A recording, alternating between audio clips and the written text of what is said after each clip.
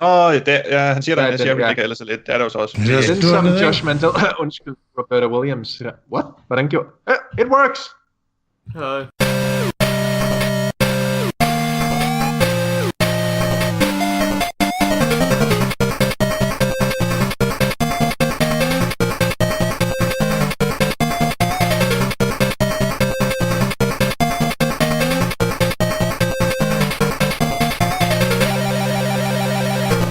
Hello and welcome to Backseat Designers Season V episode. We don't do episode numbers this season.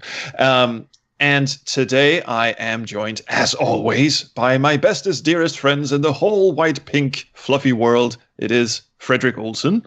Ahoy, sailor.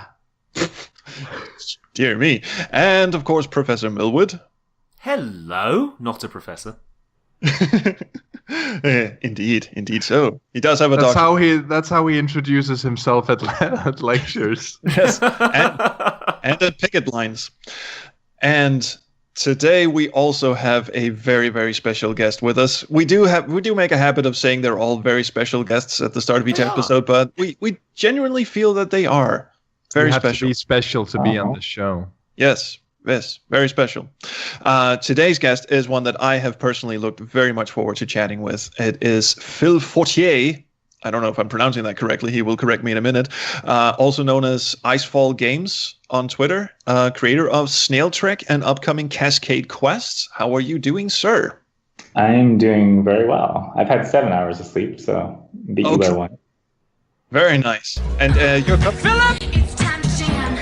Hey, man, what's happening? Phil! I know that was you! He told me it wasn't you, so you don't come here no more about that. It's Phil! Yep. Okay. Cool. Never heard that one before, have you? Personal introduction. It's great. Phil! What's wrong, man? What's all the hostility, Phil? Yeah, that never gets old. So, yes, coming to us live from the echo chamber itself, Phil, great to have you here. Phil? Hey, Phil? Phil? Hey, now don't you tell me you don't remember me, because I sure as heck fire remember you. And now the soundboard works, of course. Oh, yeah. The rest of the episode is just going to be the soundboard. We've heard from Phil, and this is basically what it's going to be from now on. I'm sorry that everybody can't be as perfect as you, Uncle Phil. Jesus Christ, how many of those have you got? That's it, I'm done. Sorry. Bye, Phil. Well, I have to talk now?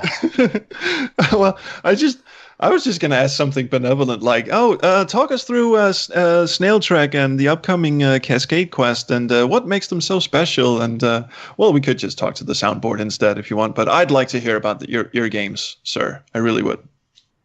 Okay, well, Snail Trek, I guess, is the one you mentioned first, and that is available on Steam now, all 4 episodes. They're very short, but people seem to like them. A small number of people seem to like them. So spread the word if you can. That's what we're doing right now. Now, by small number, I mean it's not a completely forgotten piece of adventure game stuff. I mean it's gotten a little cult following going, hasn't it? Sure, yeah, and maybe it will grow. So, well, here's hope. So it follows the story of a bunch of snails that are searching for a new homeworld because their old homeworld is dying, I guess. We don't really find out too much about their old homeworld, but yeah, and they run into all sorts of problems. French problems, yeah. And for people doing Let's Plays of it, it is Jacques and not Zoc, as many people mispronounce. Oh, you heard it here first, folks. Yeah. Oh, that was. I shall take that into account, sir. Even though I'm halfway through the 4th and final episode at this point. Oh, you are? Okay, so you've been mispronouncing it too. I think I've said Zork, but I do realize it's supposed to be a pun of the French name Jacques. Yeah, and they're from planet Pepin. Well, it's never too late to do errata. Yeah, I'm just gonna go back and dub all my old videos, and let's just call them the right. Side note, what I really love about it is they're all dressed as French chefs, and they fly spaceships shaped like baguettes. Yes. And you'll notice the baguette spaceship has improved in quality between chapter 1 and chapter 4. I think that's the chapters they appear in. Yeah. But I'm actually updating chapter 1 to replace the graphics for the baguette ships. Oh, really? Important special edition. Yeah, kind of like fixing the continuity errors retroactively, I guess. I can do that. That's good, because I hear updating French bread can be a pain. Well, the subject isn't really the French, although we sure do like the French, especially the French champagne, which is fermented in the bottle, yada, yada, yada. No, what the reason we have you here, Phil, is that aesthetically your game is pretty interesting. You know, both Snail Quest and the upcoming Cascade Quest, because you've kind of opted for this updated SCI look and feel, you know, basically Sierra's SCI with all the benefits of being in the 21st century. So what was the reason for you choosing an engine like that? Look, you mean what was for like my slight updates to the way? Well, I mean, why did you go for the EGA look to begin with, and Well, probably because it's easier to make art for, and I'm not a great artist yet. Well, the spaceships look fantastic, I have to say. Oh, thank you. Oh, what I've seen of it looks pretty good. Yeah, and I'm just half kidding. Really, the entire game actually looks really good. I think, and it's got a genuine CRT filter on it as well. That can be switched on and off, of course, but it really does have that cool retro feel to it, like you remember Sierra games from the early '90s. Yeah, I was kind of going for like it looks like what you remember, but it's actually, or it feels like what you remember. But if you actually go back and look at those old games, they didn't look quite as good, I guess, as you remember, because you changed the way they look in your mind. Right. Well, yeah. Before we started recording, you mentioned that they frustrated you back in the day. So was that what prompted you to do all these little updates that kind of tweak everything into like an SCI on roids? I think it was me thinking about what would make it marketable, and like realizing that no one has the patience for the old parser games, or almost no one does, the way they were. So thinking about what I could do to make it, I guess, easier to control without destroying the illusion of freedom that you have. Oh yeah, because one thing that Snail Trek and Cascade Quest do that I think are just jaw-droppingly fantastic is that they take the parser interface that was, you know, part and parcel of old Sierra SCI games. And, Pardon parser of the AGI and SCI era of Sierra Online, and make them fun to play again. You have things that that we now know from like smartphones and such. You have autocomplete, auto suggest. You can press tab to autocomplete words. I think I said autocomplete twice, but anyway. Well, that's the other cool. Oh, sorry, Phil, you go. Oh, there's auto suggest and auto suggest, yeah. Correct, I guess. Which autocorrect I only added, I guess, recently. Probably the Snail Trek was the first time I put in the autocorrect, I think. Well, I think I demoed Cascade Quest once with autocorrect, and now I can't imagine not having it. You know, before, even though you had the auto suggest, if you made a typo while typing in, you know, you'd be screwed. So watching people, I tracked analytics for when I first demoed Cascade Quest, and I'd say roughly 1/3 of the things people typed in had a typo in it. So the game understood what they were trying to do, but it didn't, because they spelled the word wrong. Oh, so made that much better. One thing that just occurred to me right now is that all this time throughout the entire intro, we've been saying the upcoming Cascade Quest. It's actually Void Quest. The game you did for Adventure Jam last year was called Cascade Quest. The game that you've been working on is Void Quest. Is that right? Or is that the other? That's wrong. That's the other way around. Okay. I don't think wait a so minute. that you know that. It's slightly confusing Okay. Because we're second there. Well, okay, I stand corrected. Maybe it is sometimes too late to do errata. True. Okay. Sorry for the misunderstanding there. Well, so the intention is to put Void Quest inside of Cascade Quest as kind of a little bit of backstory for one of the characters. Right. So maybe that's why there's some confusion, because they are related. It's a lot of quests. Yeah, but it was also because... Yeah. Well, at first I saw screenshots of what is to become Cascade Quest on Twitter, and I didn't know who you were or what you were doing, and I just saw this screenshot of the parser with the auto suggest under the parser and all that, and I just said, that is fucking brilliant.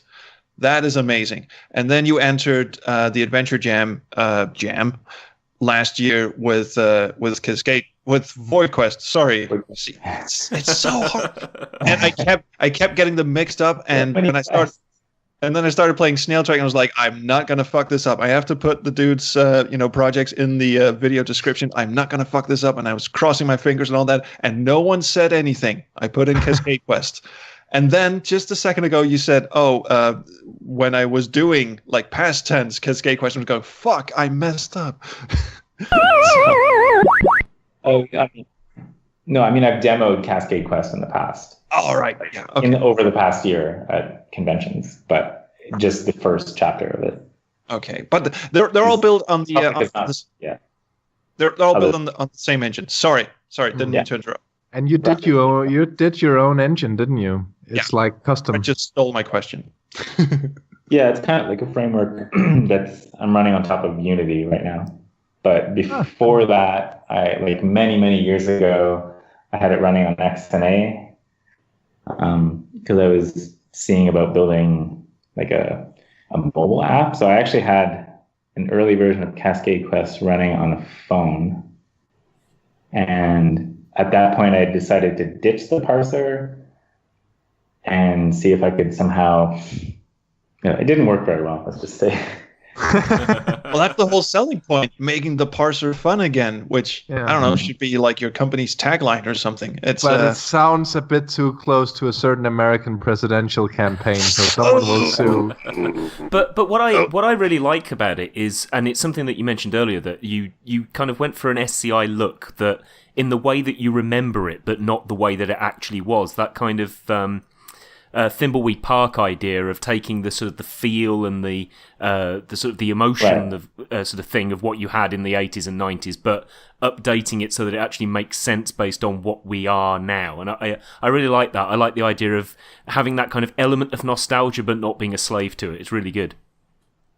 Yeah. Thank you. That was pretty much the intention. Like when I heard Ron describe Thimbleweed Park as like, oh, it's going to be what you remember it to be like, but not actually what things were like back then. It'll be better.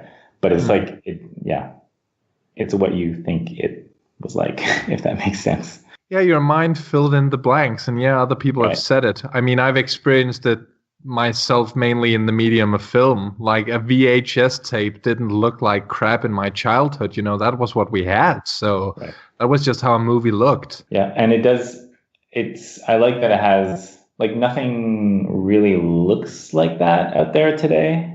I guess I think it has a pretty distinctive look. Like when people pass by, when I've showed it at conventions and stuff, they're like, "Oh my god!"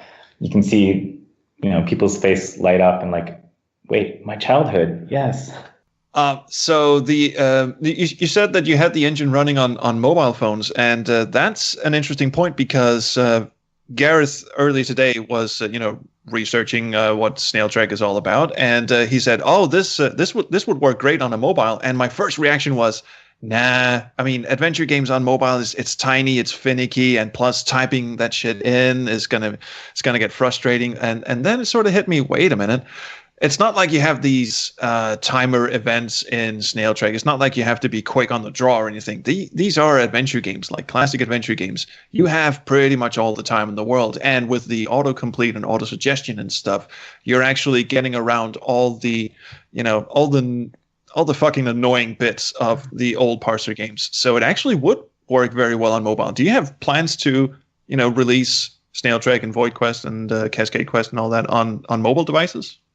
I actually don't, because I don't think it would work very well because of the on-screen keyboards, like obscuring the screen. I mean, maybe I would try it and realize, oh my God, this is actually okay, but it doesn't feel like it would be a good experience. Typing on a phone is still harder than typing on a computer, even with the auto.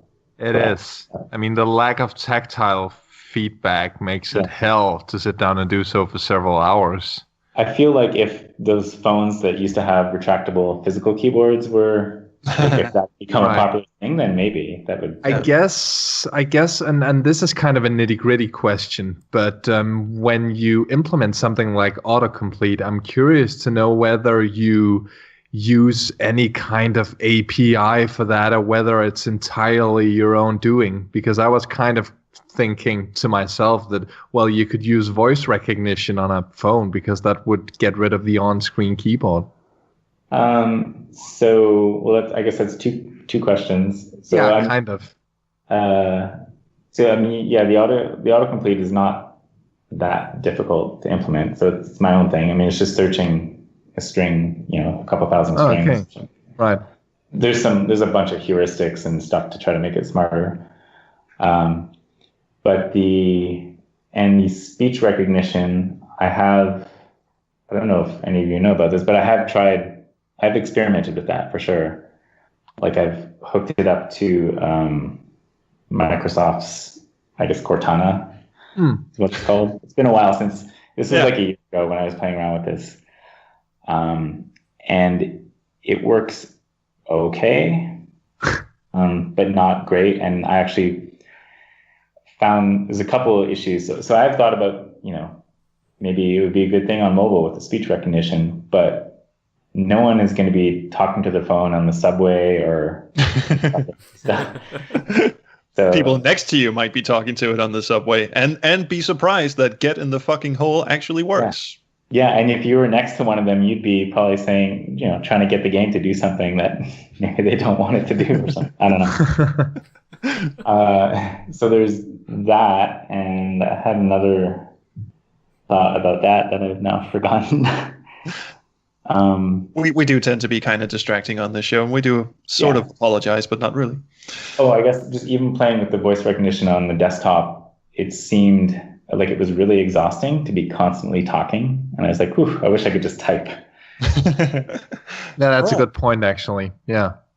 Gareth mentioned tablet. I'm speaking for him, by the way. Hello. Hello. Gareth, you were mentioning tablets. Why don't you elucidate? Well, no, it's just that on a tablet, maybe the sort of the keyboard wouldn't necessarily obscure the screen, but I think you've made a pretty good case for why you wouldn't have it on a mobile device. Yeah. So definitely a tablet is a potential thing. I think maybe more what I might look at is having a point and click mode for the game.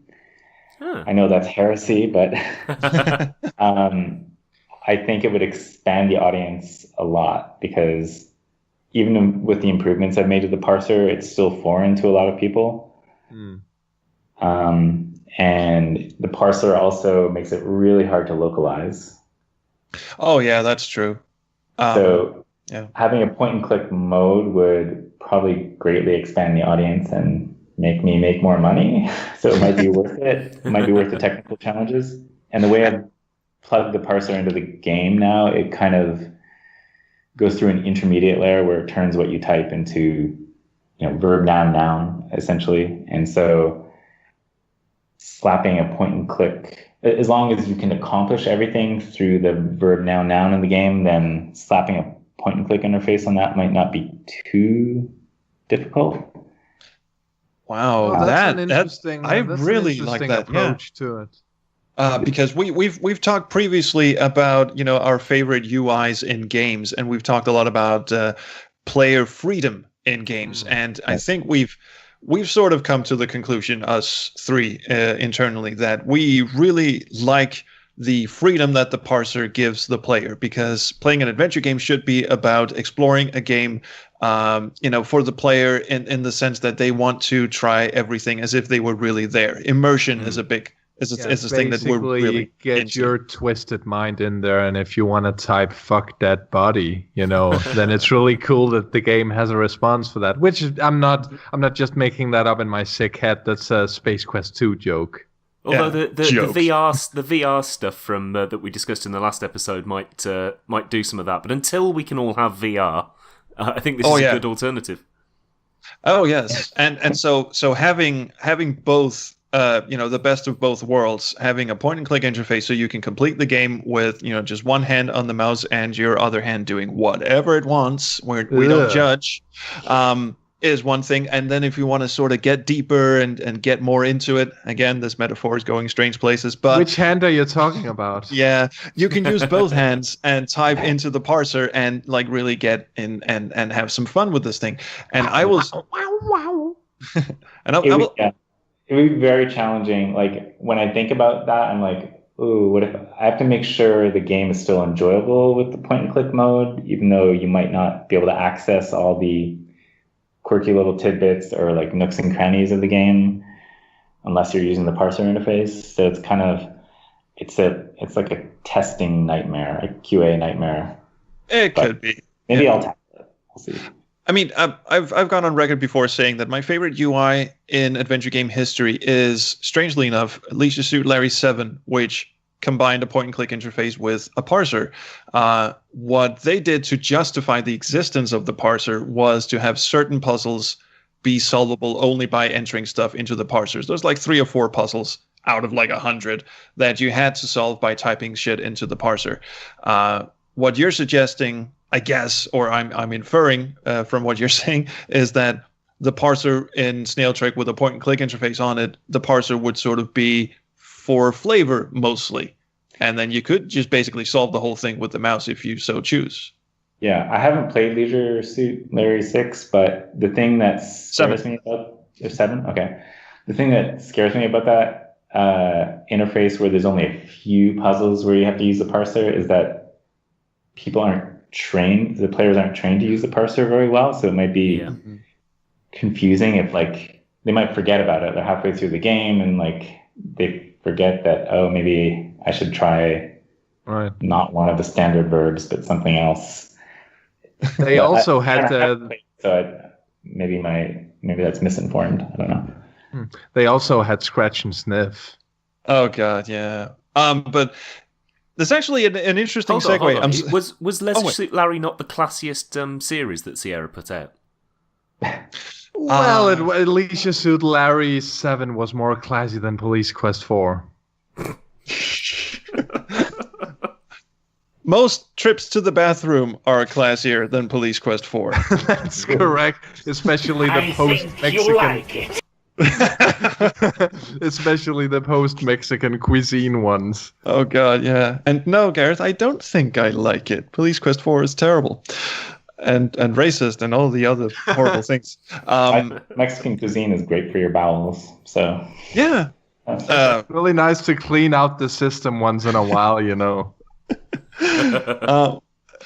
But I guess the segue becomes, because I get the sense, now correct me if I'm wrong, please, I get the sense that you're sort of uneasy about actually having a parser, what I think is the strength of your engine, really, but you're sort of uneasy that players will get into the whole, oh man, I have to type. It's like that scene from Back to the Future 2 where the two kids are standing next to the old classic arcade machine and go, oh, you have to use your hands? It's like a baby's toy. So I'm not watching a foreign film. I didn't come to the movies to read. So I think, yes, people are hesitant, like it scares them, but I feel like a lot of them would enjoy it if they got into it enough. Like if you made it through a few minutes, then you'd start getting into it and be like, oh, this is actually an okay way to play a game. But I guess I'm just worried. Like, I have to make money out of this somehow, right? And so I'm not. So let me set you at ease. I have no plan to abandon the parser, because I recognize the parser as like a niche selling point and like what makes the game unique. But then I also want to be able to expand it to more people and more devices and more languages potentially, which is what point and click opens up. Yeah. So, but I definitely don't want to, like, I want at least in my mind, I still want the parser to be the premier experience. So I guess the concern is not that the players won't get into it. It's just once they start typing stuff in, they might dig it and such. I mean, it's hard. It's really hard to know. Like, all I have to gauge it on is there's enthusiasts like you guys. And then there's actual sales, like how is it doing? And it's very hard to gauge, is it because, I haven't really done much marketing effort, or is it because parsers are just inaccessible to people? So I need to do some more experimentation with that. It sounds to me like you're very ambitious in terms of your target audience, and let's get into that a bit, because something I noted is that you seem to be a brutally honest man. In that, I'm not saying any of our other guests aren't honest, but most of the time when we have someone on this show, we talk about the artistic merit of making a game. We rarely get into the nitty-gritty of it actually being an endeavor to try to make money. But you've mentioned it a couple of times. So what's your target audience for a game like this? My target audience? Nerds.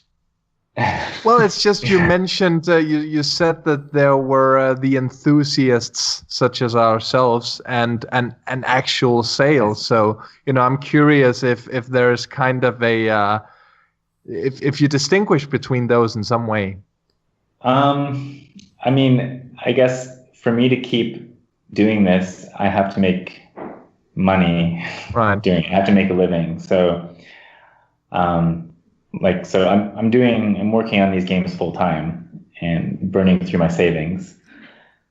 So eventually, for me to complete Cascade Quest and potentially make more things, I have to make a living doing it. So I think about that a lot. Like, it's fun to just make games that appeal to a niche market, but I'm always thinking about how to expand that so I can make it sustainable. Right. Well, the reason I'm also asking is because, and this is something we've been probably talking about more behind the scenes, but Ron Gilbert came out not that long ago, and basically came out like, libel alert. Sure. Yes, that was libel alert. Sorry. Okay, he didn't come out in that sense, but he came out in the sense that he took to Twitter and basically expressed his disappointment with the lacking sales of Thimbleweed Park. And, on this show, we basically just looked at each other and shrugged and said, what were you thinking? You've made a game that appeals largely to nostalgics. So I'm just kind of curious if you factored any of this in. Like, are you aware that you might appeal more to a nostalgic demographic, and are you taking steps to kind of broaden your audience? Yes, I'm aware it only appeals to a nostalgic audience at the moment. I mean, steps I'm taking, one would be the potential for making it also point and click. But again, that's still a small market, I guess. Well, it's an interesting. I know this is starting to sound a bit like a job interview. No. It's good because, I mean, we kind of pitch ourselves as the backseat designers, but I think one of the things that's always been interesting to us is when we've had people like yourself or like Dave Gilbert coming on and Sean Mills and those guys who are willing to talk about the fact that it is a business and that the only way that you can continue to make art is if you have a patron. And that's either going to be somebody that can bankroll you by saying, you're amazing, I'm going to pay you to personally make computer games for me, or it's by getting customers. And I think that having an understanding that that is part and parcel of what you need to do to be able to continue to make good games is important, because we shouldn't over-romanticize it while still enjoying ourselves. Exactly. Yeah. I mean, it's tempting sometimes to just like cover my ears and pretend it will be successful when, you know, the Cascade Quest will be successful when it ships. But I realize gradually that I need to do a lot more to make that happen. But I don't know what that is yet. Well, it's interesting that, I mean, I was assuming from seeing the Adventure Jam game that you did, and then the Snail Trek, and you've got your CRT filters and your SCI aesthetics and your parser, and thinking, all right, here is a man who owns the nostalgia market. This is a man who knows exactly what the nostalgia market wants to see. He's just doing it better and bigger and more beautifully than frankly has ever been done. I have not seen Sierra didn't put out games as user-friendly as this. They never did. Snail Trek is just miles better in every single regard in terms of gameplay. Fact. So that's why it's surprising for me to hear that you are kind of wary that you might be appealing too much to the nostalgic community or demographic or whatever. So I guess, again, inferring, are you planning your next projects down the line to be more modern looking, more like a modern, like 1080p game with parser interface kind of thing? I'm not, because I've had a lot of people comment that they find the look of these games pretty unique and appealing. So I feel like that's one of the strengths. I think it's important to stand out somehow. Yes, and so glad to hear you say that. Graphics do stand out, even from other pixel art that you commonly see today. I don't know if it's because of the palette or what, but it does look different. And so I think that's a strength. So I don't plan to get all 1080p, 16 million colors. I mean, if you want to put Bloom in the game, you should talk to our friend Charlotte. She knows Bloom.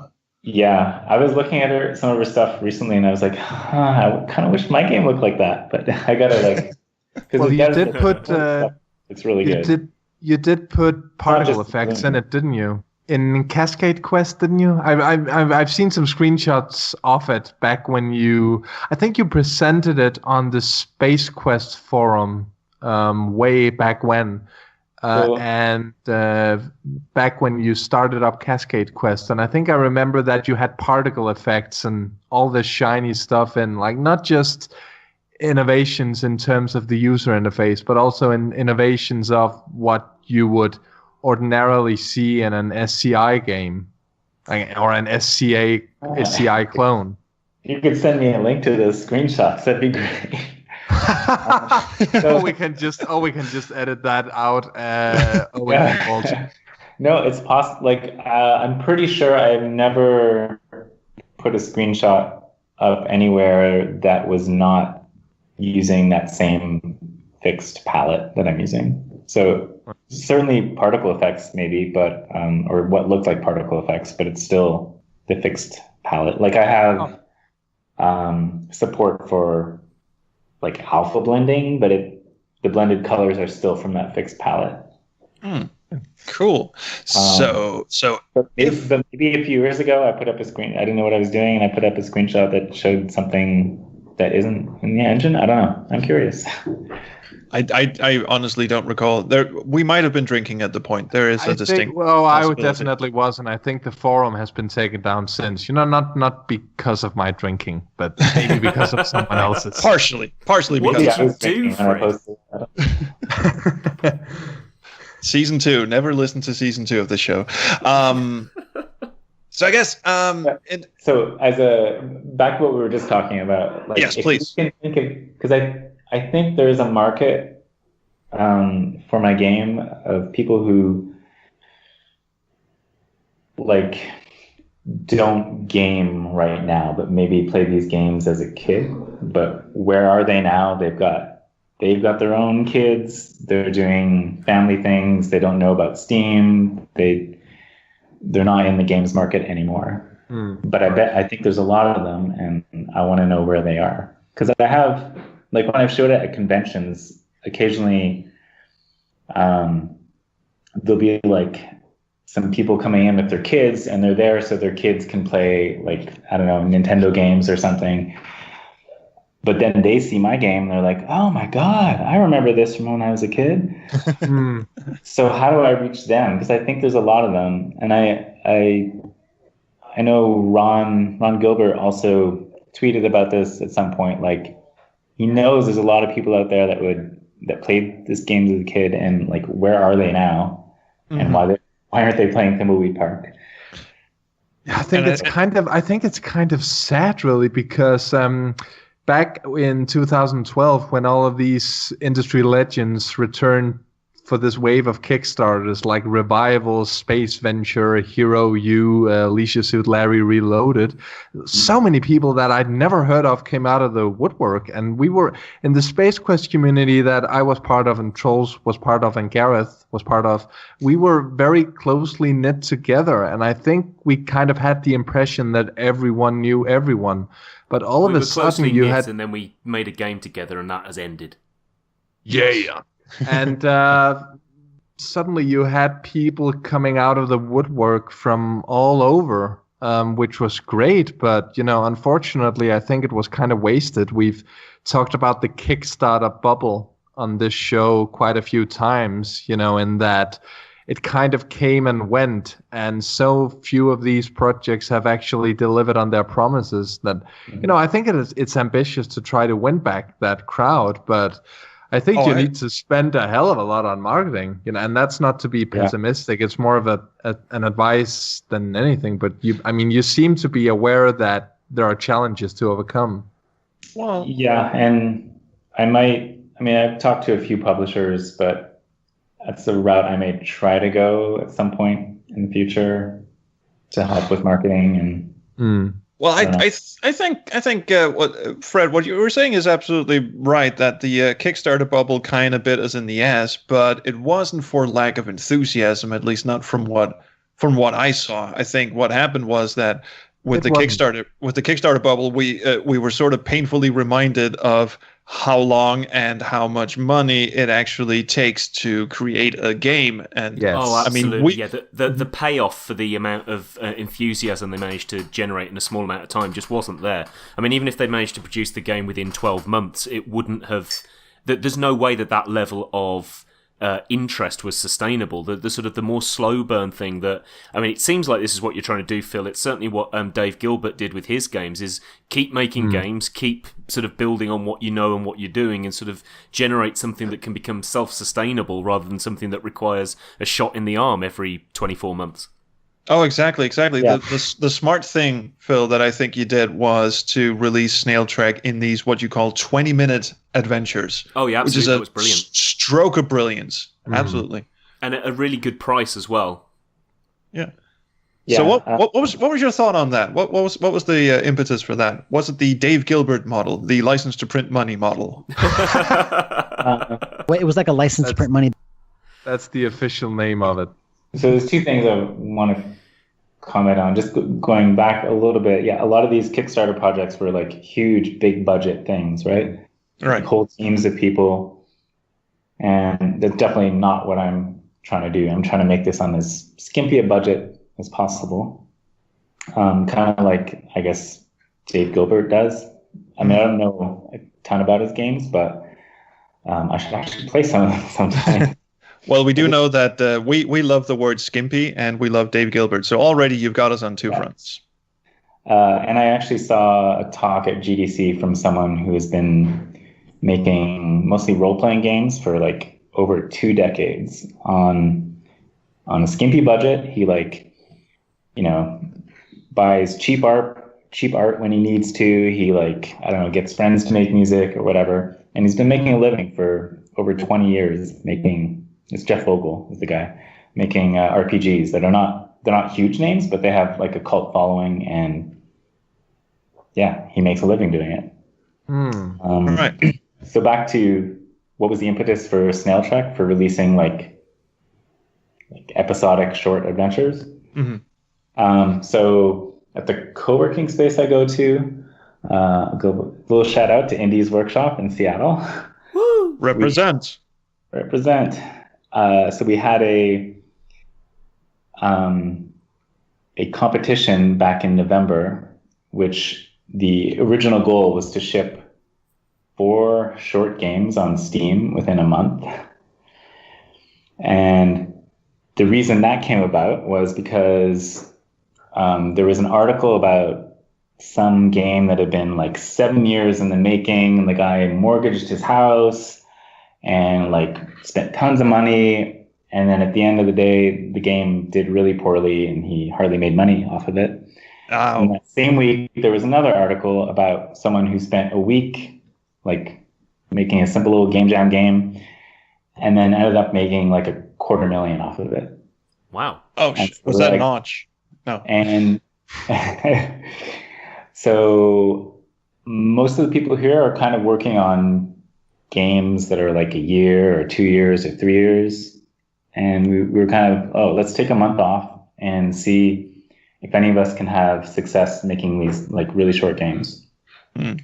And so my thing, I also wanted to test out my engine in like the paid public world, like Steam, and just to see how it would do and what kind of feedback I'd get from the public. And so that's why I decided to use like my SCI-ish engine for these games, and I committed myself to the 4 games. And the first one took about a week and a half, but then after that, they kept taking longer and longer. So it ended up taking like almost 5 months to make those 4 episodes. Well, Snail Trek 4 has that opening thing where it says 20-minute adventure, and then 20 is crossed out, and it says 40 also crossed out, and then 80 minutes adventure. Yeah, it's actually, Steam gives you like average median play time stats for your games. I don't know if the public can see that or not, but we cannot.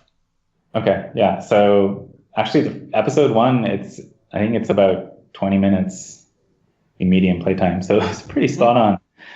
Episode 4 or chapter 4, I think it's about 90 minutes. So yeah, they definitely got bigger, and part of that was got a little bit of feedback that they're too short, even though they only cost $1. And I kind of wanted to make them a little bit bigger, and I also needed to make them bigger to finish up the story. Right. Okay. Well, that kind of ties back into what Fred was saying about Kickstarter and the enthusiasm only going so long. I think I'm coming to the realization that the Kickstarter bubble was really us, the public, living in a bubble, like a fantasy bubble, where we really don't know how long it takes to make a game. And I think maybe this is just a gut reaction, but when I hear you say that people complained about the length of the game for a game that cost $1, I mean, the amount of effort and time that went into Snail Trek 1, short as it was, it even says in the fucking title, 20-minute game. You get it for $1. I mean, come on, people. Seriously. Yeah, that's why I kind of advertised up front. It's like a 20-minute adventure, because I wanted people to know what they were getting. Yeah. And I think for the most part. There were only a few comments that said it was short, but I mean that's kind. There's like a gut offensive reaction to that. It's like, come on, dude. I really like your conclusion, Trolls, that the Kickstarter bubble was in reality ourselves. That is some M. Night shimmer shish kebab shit. It's really deep. The real Kickstarter very bubble deep. Was the friends we made along the way. And then a rainbow and a unicorn started fucking each other. Wait, that's the episode. No, that's Blade Runner, the final cut. Well, anyway. Yes. I think because we might soon be getting to the point where a certain English person has to fuck off and do something productive for a change, I I would love to sort of broaden the topic of discussion to parser games in general, and maybe dig ourselves out of the questioning ourselves funk that we seem to be in, and just get some positive sunshine in here. I don't think it's a funk. I think it's good to be critical and question ourselves. But yes, of course. So of course. Let's go to the sunshine. Sunshine, happy sunshine. I mean, we're going to have to take a screenshot of your Skype avatar, because it seriously looked like someone has just broken bad news to you. And well, I mean, you did invite him to this show. Actually, live footage of me right now. Oh yeah, I was just going to say, did you take that photo like 5 minutes before we got on? You're a very, very skilled ventriloquist. Yes. No, but I just said that because it was distracting. Sunshine. Yes. What we love about the parser games and the things that we are inspired by, when talking about parser games, the freedom that it creates. I kind of wanted to talk about what that meant to us when we were, younger, playing. I assume we were either children or teenagers when we played our first parser games. And now that it's sort of coming back, I mean, Snail Trek is not the first modern game that I've seen use a parser interface. I've seen several that at least require keyboard input, so it's kind of fingers crossed, maybe making a comeback of sorts. So I kind of want to get into that. Okay, let's start with the nostalgia. What do you guys remember? And I'm just pointing to anyone who wants to answer. First come, first serve.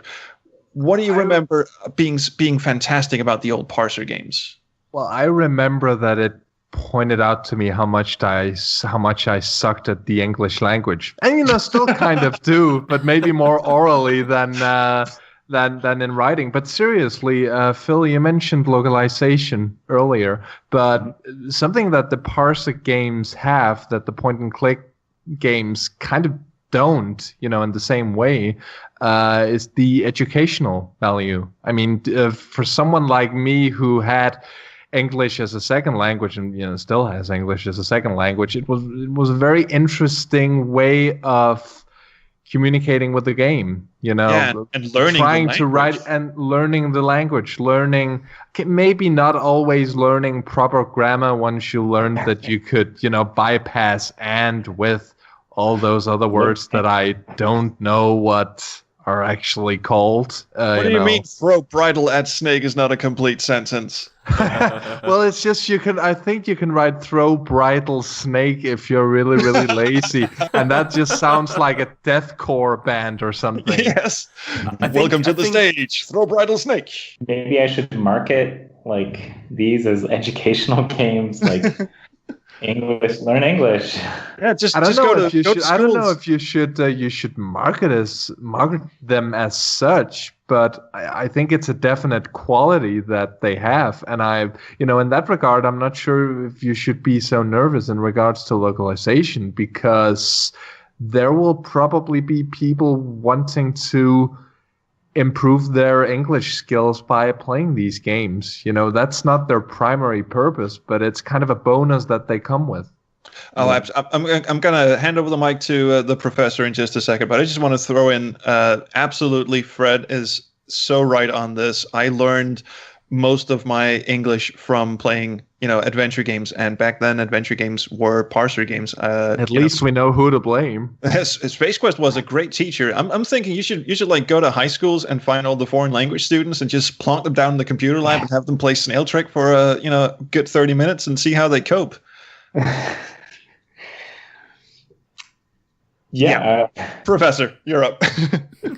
No, I don't know if it was you that said it, Trolls, on maybe one of the Space Quest Historian podcasts, or maybe even on this one, but this idea that by using the parser, and perhaps in a way that you don't get with a lot of other games, it's like you're talking with the person that wrote the game.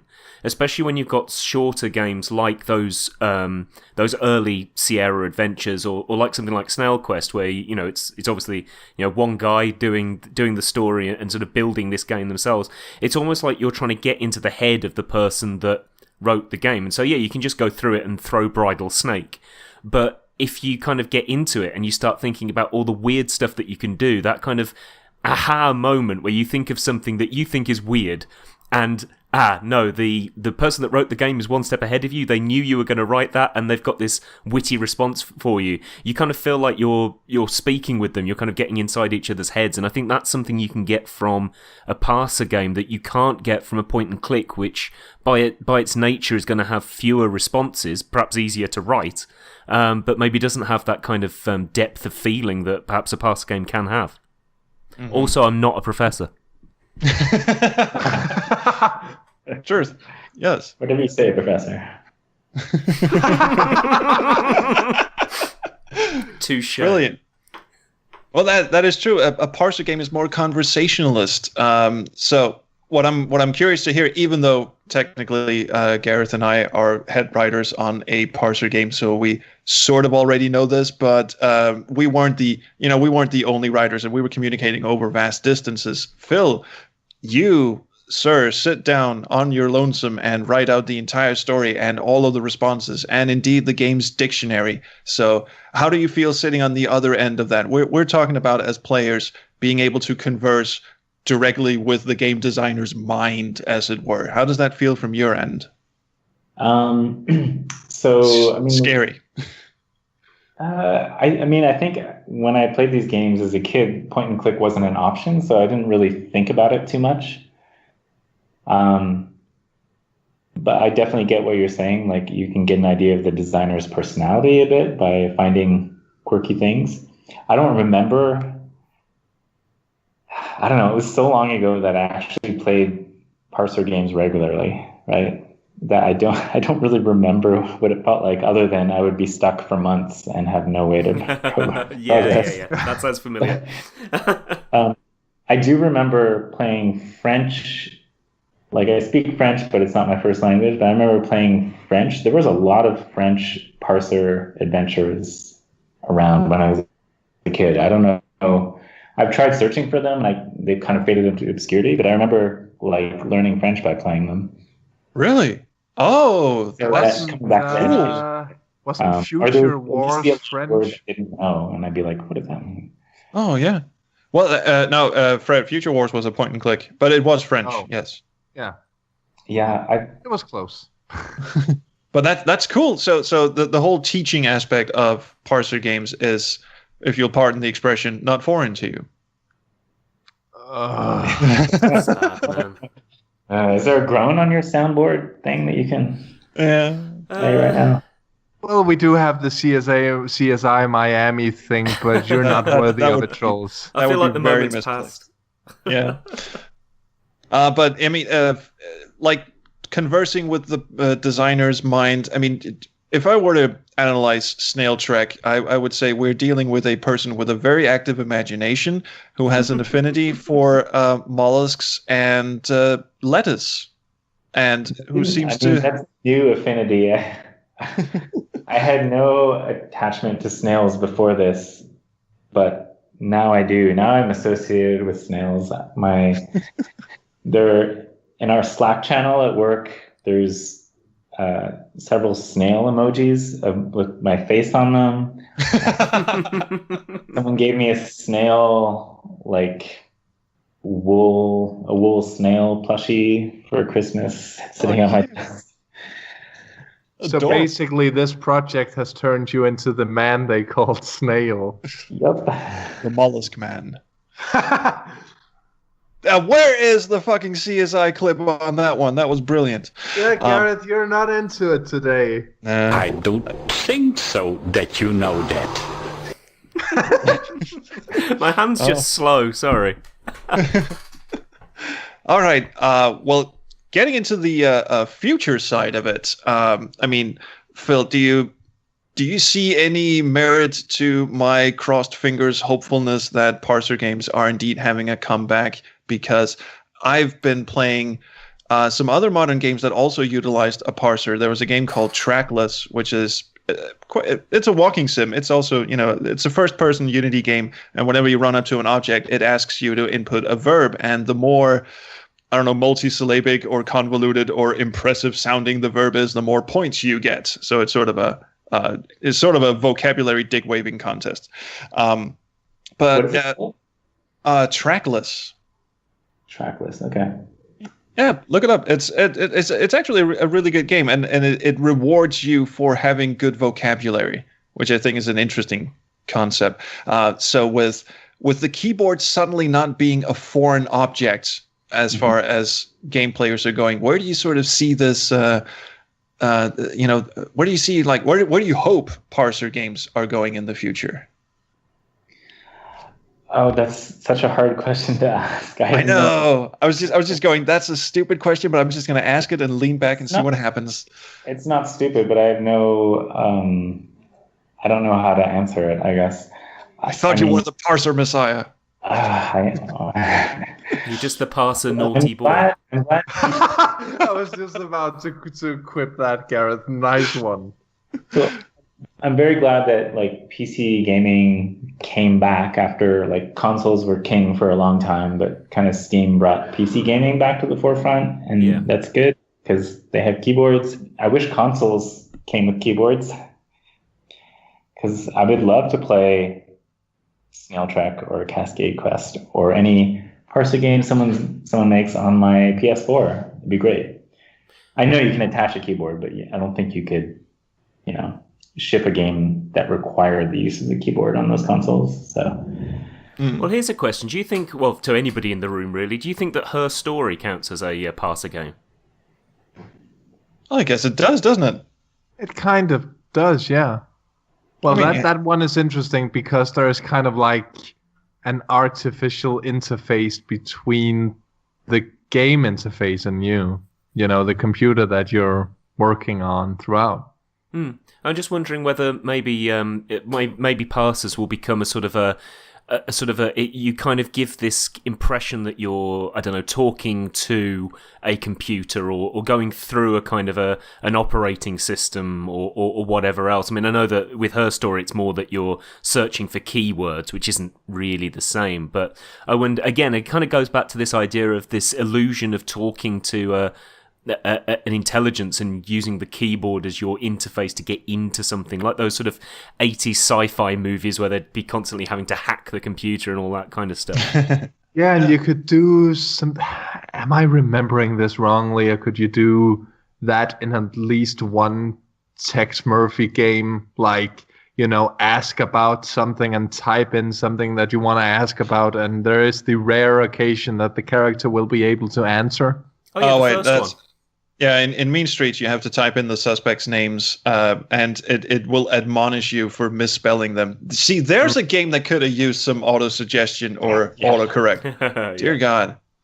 I had an idea once for a text adventure which had an IRC client as sort of the central hub. It was sort of a cyberpunk-y game where you... received missions from this IRC channel, like this fake IRC encrypt, where everyone you were conversing with were bots, but you were supposed to converse with them like they were real people, and some of them would come on at certain times in the game, and you get into a private message with them, and you can ask them about the mission and where am I supposed to go, what am I supposed to do, and all that, and you can have an actual conversation with them, and then off you fuck and you go and solve it, and then it turns into a standard text adventure. Go here, pick up lamp, do whatever the fuck, and then you come back to the IRC channel and go, I did it, yeah, I'm transferring your money right now, all that kind of shit.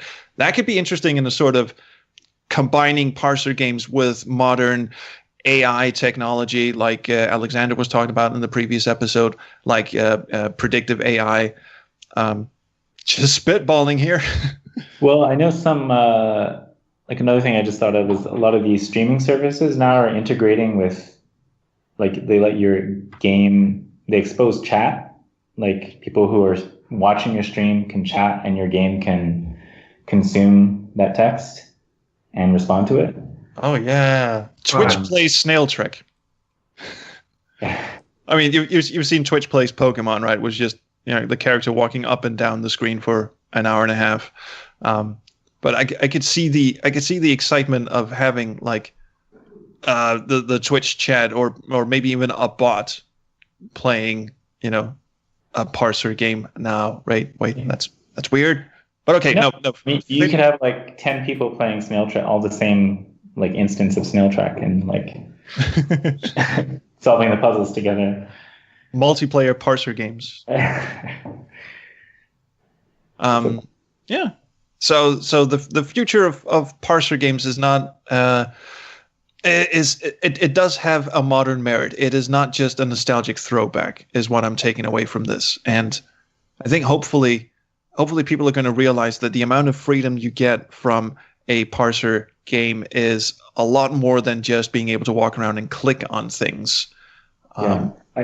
Not to say that you have to choose one over the other. Of course, there are merits to, walking simulators is one of my favorite types of games where you aren't even clicking on things. You're just walking along, experiencing the story. But as far as immersion and interaction go, I mean, for my money, you can't beat a good parser interface. Yeah.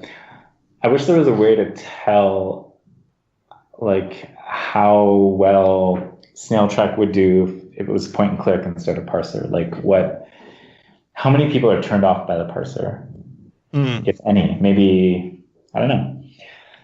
That's kind of a valuable experiment to do, because it seems to me that most people make the mistake of assuming that the parser is kind of a historical relic, because we didn't have a mouse attached to our computer back then, so using the keyboard was just how we would control the game. But I think, as this episode and the chat we've had has demonstrated, it does have artistic value. Mm-hmm. So I might do an experiment with Void Quest, which is the Game Jam game thing. So I'm planning to put it up on, like, to polish it up more and put it up on that opportunity to see if I can put a point and click mode in it, and then track how many people use that versus parser interface. I don't know. It's something like that. The Lord's work.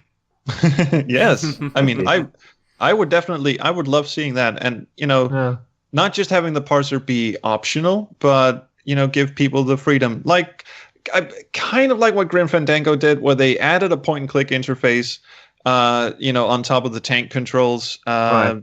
Let's just assume for a minute that the tank controls were not, in fact, total shit. But that it was just basically two ways of playing the game. Right. And yeah. So I quite like that idea. If anyone has anything to sort of they want to add, like to tie a neat bow around this, feel free. Otherwise, if anybody listening knows any of those French games, I really need to brush up on my French, so send me titles. Yeah. If you remember any, Phil. The French the French champagne. Someone should make a game called that. Phil, if any of them spring to mind, I mean, toss them our way and we will tweet them out and we'll pretend that we discovered them. Okay. Sounds good. So I guess the last question of the show is, Phil, for the people whose appetite you have now whet with your amazing intellect and creativity, where shall they go to find what you do and converse with you potentially? So you can find me on Twitter at IceFall Games, also icefallgames.com, and snailtrek.com and cascadequestgame.com. Nice. So many websites, but Twitter is probably the best place to get in touch with me. Mm-hmm. And are we now that the Snail Trek has reached its conclusion? Are you going to work on Cascade Quest full time now, or do you have other projects in the wings that you hope to bring to fruition?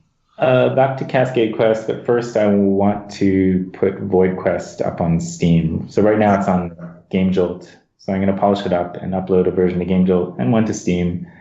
I might make it free, and then maybe have some DLC as extra. I'm trying to figure out how to monetize it. I'm just trying to figure out other monetization strategies. Like, free games get a lot more downloads on Steam because they're free, and maybe they'll download that and see I also made Snail Trek and then go check that out.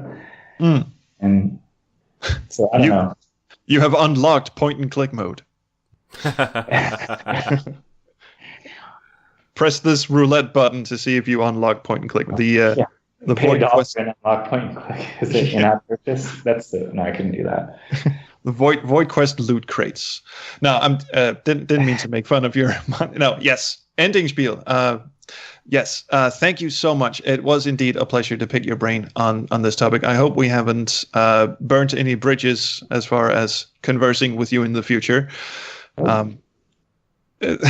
Leaving a pause for him to go, oh no, of course not. He's considering how to monetize his game, and he's also considering whether he would ever want to appear on this show again. Which is a pretty well-measured reaction. Yeah, any podcast, whatever, really. It was very fun. I'm sorry I didn't have a lot of the questions, like parser games of the future. What do you think? I don't really have good answers for a lot of them. But. Oh no, I mean we don't have any good questions, so there's that kind of cancels each other out. That is, and now I'm going to pull a hat trick here. That is part and parser for the show.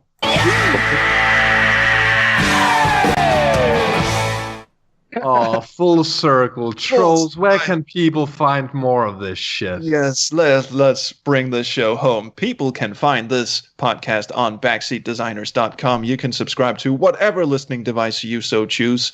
And we have an open Facebook group on facebook.com/group/backseatdesigners. You can find us on Twitter at BSDesigners. And if you would like to meet us in person at this year's Adventure X convention, or indeed any convention we can afford to go to, please make that happen by going to our Patreon account at patreon.com/backseatdesigners and throw money at us.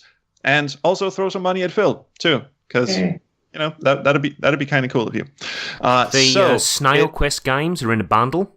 They actually are in a bundle. I didn't correct the first time you said Snail Quest, but I'm going to now. It's Snail Trek. Snail Trek. I do apologize. We have to go back and edit a lot. Yeah, we're going to have to start from the beginning.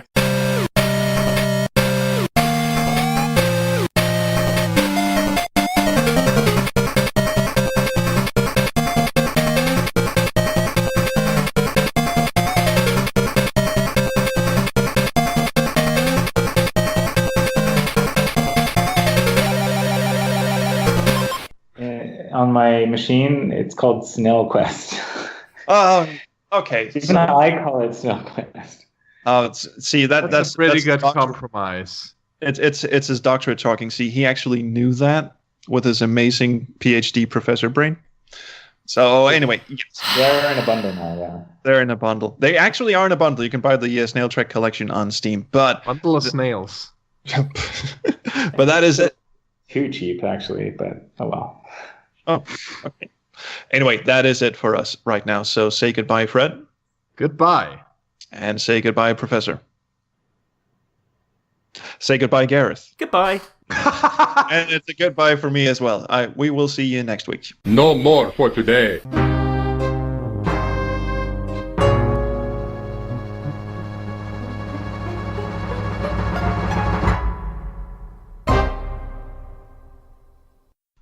Goodbye from me also. Bye.